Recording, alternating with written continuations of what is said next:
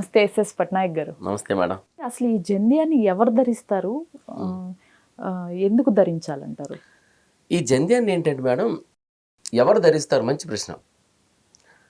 బ్రాహ్మణ, క్షత్రియ, వైశ్యులు ఈ జంధ్యాన్ని ధరిస్తారు.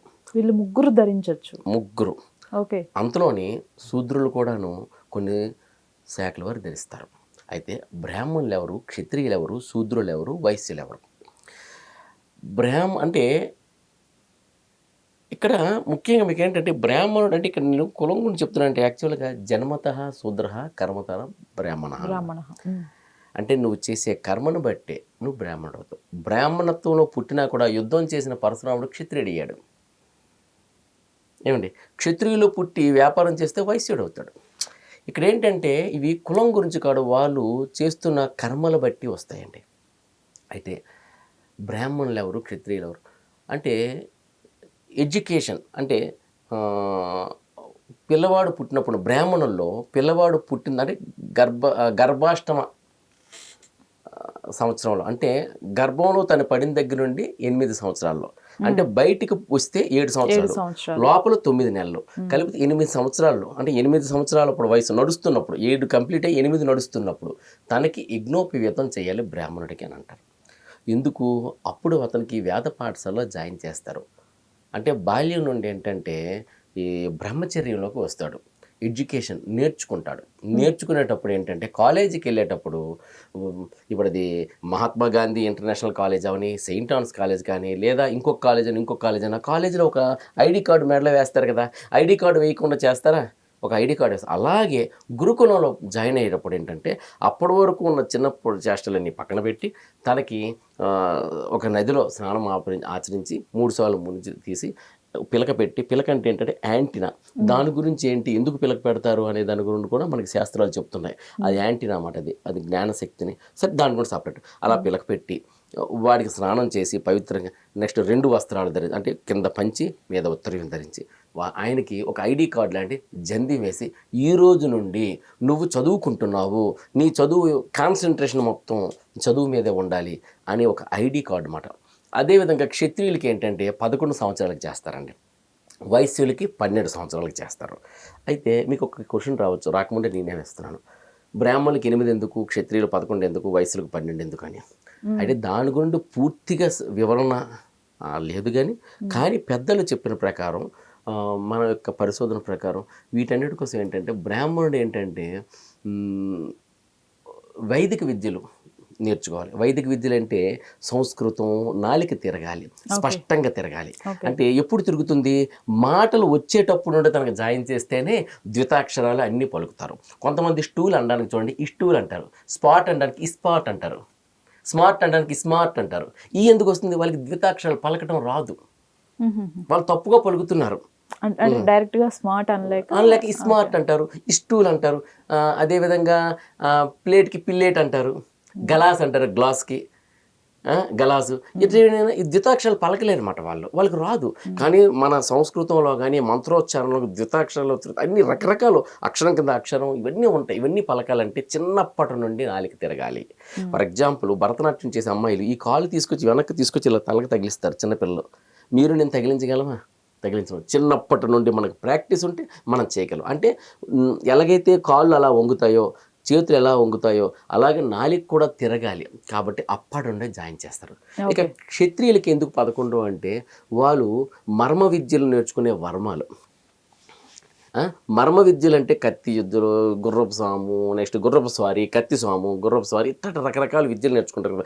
మరీ 8 సంవత్సరాలకి ఆ విద్యల్లోకి వాళ్ళకి వెళ్ళడానికి శరీర దారుఢ్యం కొంచెం సహకరించాలి, వాళ్ళకి తెలియాలి కత్తి పట్టుకున్నట్టు. అందుకని చెప్పి వాళ్ళకి ఎడ్యుకేషన్ ఎప్పుడు స్టార్ట్ అవుతుందంటే 11 సంవత్సరం, 10 నిండిపోతే 11కి స్టార్ట్ అవుతుంది. అప్పుడు ఏంటంటే వాళ్ళకి ఏంటంటే అప్పుడు యజ్ఞోపవీతం చేసి వాళ్ళకి ఐడి కార్డ్ వేసి వాళ్ళ ఎడ్యుకేషన్ స్టార్ట్ చేస్తారు. ఒకవేళ వాళ్ళు వైదిక విద్యలు నేర్చుకోవాలనుకుంటే వాళ్ళు కూడా 7వ ఏటని చేయించుకోవాలి, 8వ ఏటని. ఇక వైశ్యులు 12. వైశ్యులు 12 అంటే ఏంటంటే వైశ్యులు అంటే వ్యాపార విద్యలు చేసుకోవాలి. కాబట్టి దాంట్లో లెక్కలు రావాలి, మైన తీసివేతలు, భాగాహారాలు, మాట్లాడడం, చతురత అంతా రావాలి. అయితే ఏంటంటే యజ్ఞోపవేతం చేసినప్పుడు అబద్ధాలు ఆడకూడదు కదండి, నేను వ్యాపారం చేస్తాను అని అంటారు. కాదండి, అబద్ధం అనేది వ్యాపారంలో ఏంటంటే అది గుప్తంగా ఉంచేది. గుప్త అంటారు కదా, వైశ్యులకి గుప్త అంటారు. అంటే దేన్నైనా గోప్యంగా ఉంచేవారు. ఈ పుస్తకం అనేది వాళ్ళకి రూ. 50 దొరికింది. లేదా కుమ్మరివాడి దగ్గర కుండ ఒక రూ. 50 దొరికింది. లేకపోతే మేదరవాడి దగ్గర బుట్ట ఒక రూ. 50 దొరికింది. దాన్ని వాళ్ళు ఏం చెప్తారు మార్కెట్లోకి వచ్చి, అయ్యో బావగారు ఇది మాకు దొరకడమే రూ. 100 రూ. 110 ఇవ్వండి, మాకే కొనుబడి లేదు అంటారు. రూ. 110 లేదని బేరం ఆడతారు. లేదండి మాకే లేదు, మీకెందుకు అబద్ధం చెప్పడం, కానీ మాకు రూ. 75 వచ్చిందండి, మీ రూ. 85 ఇచ్చి తీసుకోండి అంటారు. సో రూ. 85. అంటే వ్యాపారం అంటే ఏంటి? లాభాన్ని ఆశించేదే, లాభంతో కూడుకున్నదే వ్యాపారం. లాభం రావాలి. నేనే రూ. 50 తీసుకున్నాను అంటే రూ. 51 ఇవ్వని అడుగుతారు. మళ్ళీ వాళ్ళు మెయింటైన్ చేసిన ఆఫీస్ కానీ, కరెంట్ కానీ, ఇంకోటి కానీ ఎప్పటికి కాలమానం ప్రకారం అప్పుడు వాళ్ళు దానికి ఉండే సమకూర్చే వనరులకి ఖర్చు ఉంటుంది కదా. ఖర్చు అంటే దీని మీదే వేసుకోవాలి కదా, వాడు నడిచేది. ఇవన్నీ కూడా ఏంటంటే ఇక్కడ అబద్ధం ఆడడం అనేది చూస్తారు. సో ఈ అబద్ధం అనేది ఎప్పుడు ఆడాలి, ఎందుకు ఆడాలి, ఎక్కడ ఆడాలి, ఇది తెలియాలంటే మినిమం 12 సంవత్సరాలు రావాలి.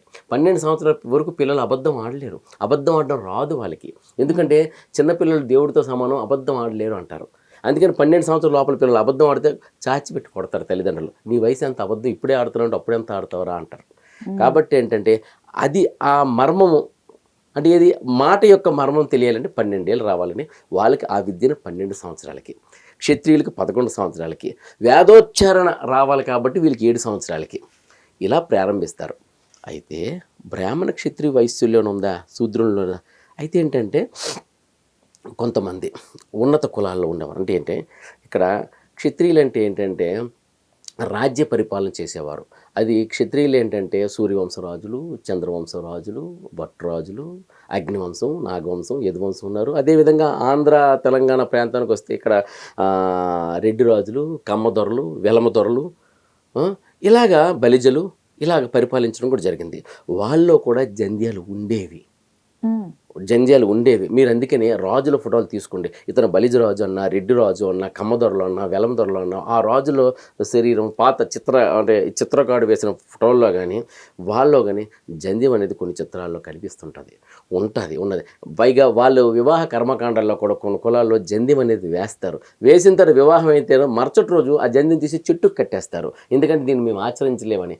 ఇలాంటి ఆచరించలేము అని కట్టేయడమే ఈరోజు హిందూ మతం యొక్క ఉనికిని దెబ్బతీయటానికి ఇలాంటివి కూడా ప్రధాన కారణంగా మారేమాట. ఎందుకంటే జంధ్యం లేని వాళ్ళు జంధ్యం చూసి జంధిపోళ్ళు అనడం మొదలెట్టారు. అది కాదు, వాళ్ళు కూడా వేసుకుంటే దాని యొక్క గొప్పతనాన్ని తెలుసుకుంటే వాళ్ళు కూడా అంత తొందరగా అది అనరండి. ఎందుకంటే తెలియకనే ఎవరైనా కామెంట్ చేస్తారు. మీ యొక్క గొప్పతనం తెలియకపోతేనే కదా నేను కామెంట్ చేస్తాను. మీ యొక్క గొప్పతనం తెలిస్తే నేను మీకు కామెంట్ చేయగలనా? కామెంట్ చేయలేను. ఫస్ట్ మీ యొక్క గొప్పతనాన్ని తెలుసుకోవాలి. ఇక శూద్రుల్లో కూడా ఏంటంటే ఫర్ ఎగ్జాంపుల్ కంసాలి బంగారం పనిచేస్తారు, కమ్మరి మన ఇనప పని చేస్తారు, కంచరి బ్రేసు అంటే రాగి ఇత్తడి, వడ్రంగి కర్ర పని చేస్తారు, శిల్పి మన ఇది మన రాయితీతో ఇవన్నీ మెజర్మెంట్ చెక్కాలి కదా. అదేవిధంగా పద్మశాలి మన వస్త్రాలని 6 గజాల చీర ఇట్లా నేయాలి కదా. ఇలా కొన్ని జాతులు ఉన్నాయి. వాళ్ళు ఏంటంటే ఎడ్యుకేషన్కి సంబంధించిన శాఖలు అన్నమాట. అవి ఎడ్యుకేషన్ కంటే వాళ్ళకి కావాలి చుట్టుకొలత, భాగాహారం, మీరు చెవిదిద్దులకి ఎంత మెజర్మెంట్ ఉండాలి, ఇది ఎంత ఉండాలో ఇది అంతే ఉండాలి, నెక్స్ట్ దాంట్లో ఎక్కడ పొడి ఉండాలి, ఆ పొడి కరెక్ట్గా దిగాలి. ఇవన్నీ కూడా లెక్కలతో కూడుకున్నవి. ఈ లెక్కలు రావాలంటే ఎవరి దగ్గరికి వెళ్ళాలి? లెక్కలు నేర్పే గణకుడు దగ్గరికి వెళ్ళాలి. ఆ గణకుడు ఏంటంటే గణకుడు అంటే చెప్పే ఉపాధ్యాయుడు. ఆ ఉపాధ్యాయులు నియోగ బ్రాహ్మణులను ఉంటారు. వాళ్ళ గురుకుల పాఠశాలలో వేదం నేర్పేవాడు వైదిక బ్రాహ్మణులు, ఇలాంటి విద్యలు నేర్పేవాళ్ళు నియోగ బ్రాహ్మణులు ఉంటారు. నియోగింపబడేవారు సంగీతం, సాహిత్యం, చిత్రం, నాట్యం, శిల్పం వీటన్నిటికీ గురువులు కూడా ఉంటారు. అలాగే నియోగింపబడే నియోగులు దగ్గరికి వెళ్ళి ఈ లెక్కలు ఇవన్నీ తెలుసుకుంటారు. తెలుసుకునే ముందు ఏం చేస్తారంటే వాళ్ళకు కూడాను స్నానం ఆచరించి, నువ్వు వేదం నేర్చుకోకూడదురా, నువ్వు లెక్కలు నేర్చుకోకూడదురా అని ఎవరూ అనలేదండి. దాన్ని అపోహగా క్రియేట్ చేసి ఒక వర్గాన్ని బురద చల్లే ప్రయత్నం చేశారు. కానీ ఏ వర్గం కూడా ఎవరిని తక్కువ చేయలేదు. మీరు కూడా నేర్చుకోవాలనుకుంటే రండి, మీరు కూడా స్నానం చేసుకోండి, మీరు కూడా యజ్ఞయాగాలు చేసుకోండి, మీరు కూడా జంధ్యం వేసుకోండి అంటూ వాళ్ళకు కూడా జంధ్యం వేశారు. అందుకే మీకు చూడండి, విశ్వకర్మ జంధ్యం వేసుకున్నాక విశ్వ బ్రాహ్మణుడిగా పరిణితి చెందుతాడు. పద్మశాలి అది జంధ్యం వేసుకున్నాక పద్మబ్రాహ్మణులు అనిపించుకుంటారన్నమాట. అంటే ఏంటంటే వాళ్ళు కూడాను జంధ్యం ఉంటుంది. సో ఆ విధంగా ఏంటంటే జంధ్యం అనేది అది ఒక పవిత్రతకి చిహ్నం, ఒక ఎడ్యుకేషన్, గాయత్రి మంత్రం, సరస్వతి ఇది ఒక బ్రహ్మ యొక్క అర్ధాంగిల మాట.